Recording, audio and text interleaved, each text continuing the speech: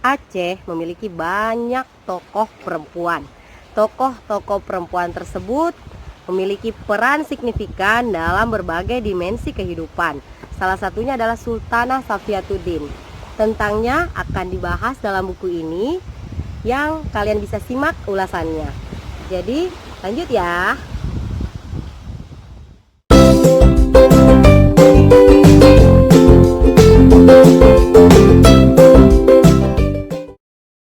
Apa kabar semuanya? Saya ingin mengucapkan selamat Hari Raya Idul Adha untuk teman-teman umat muslim yang merayakannya.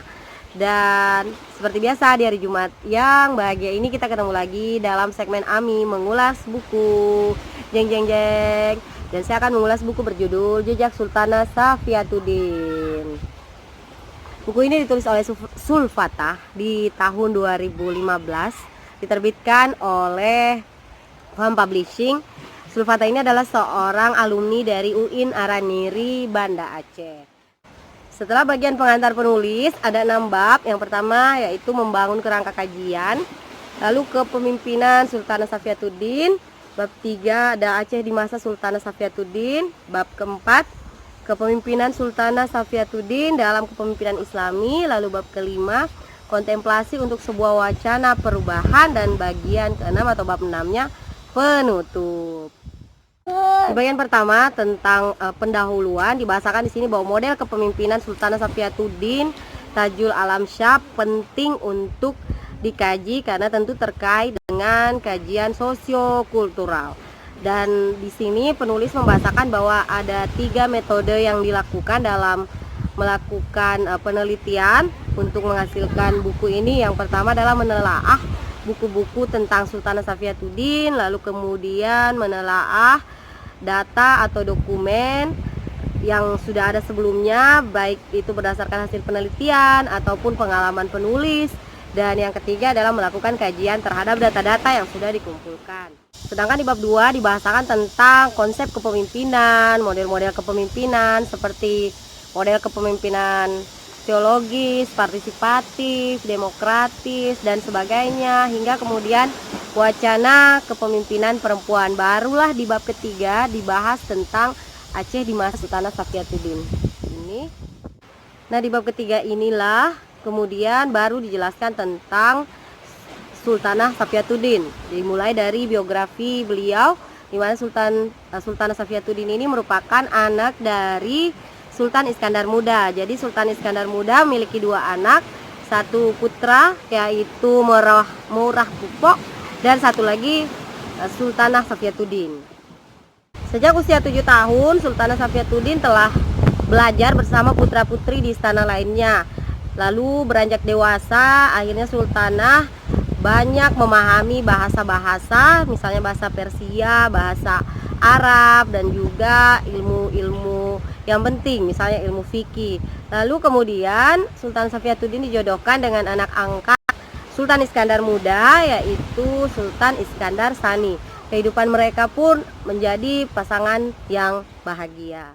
Sultan Iskandar Sani dan Sultan Safiatuddin tidak dianugerahi anak, sehingga secara institusional di tahun 1641 setelah Sultan Iskandar Sani mangkat, proses pemindahan kepemimpinan dilanjutkan oleh Sultanah Safiatuddin. Meskipun begitu, ada golongan yang menentang penobatan sultanah tersebut.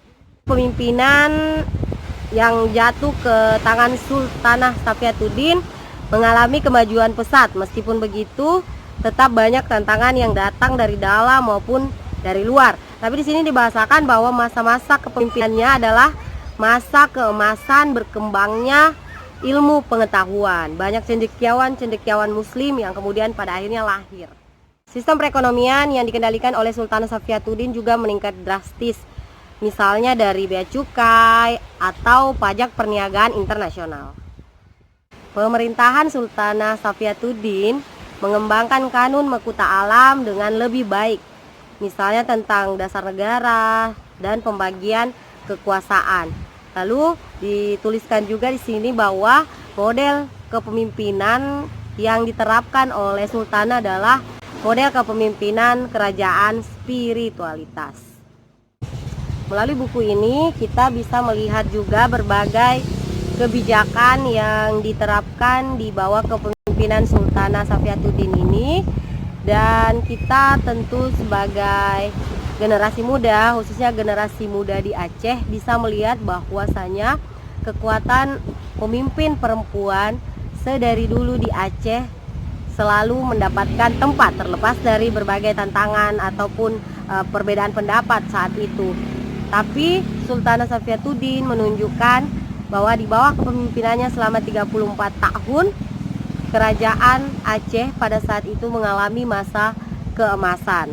Lalu dibahasakan juga di bagian-bagian penutup, sejatinya tokoh-tokoh perempuan lain seperti Cut Nyadin, Po Cut Baren, Cut Mutia menjadi kekuatan khususnya bagi para perempuan dalam memaksimalkan potensi yang ada, khususnya sebagai pemimpin.